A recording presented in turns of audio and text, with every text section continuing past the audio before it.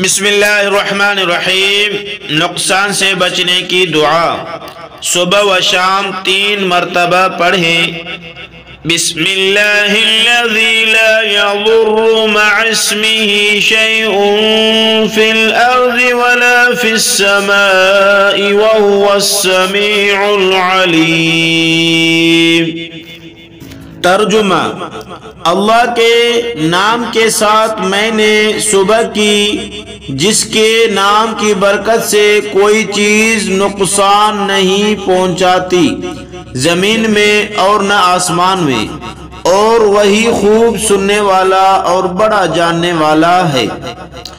فضیلت حدیث: رسول اللہ صلی اللہ علیہ وسلم نے فرمایا، جو شخص صبح و شام 3 مرتبہ یہ دعا پڑھ لیا کرے، اسے کوئی چیز نقصان نہیں پہنچا سکتی۔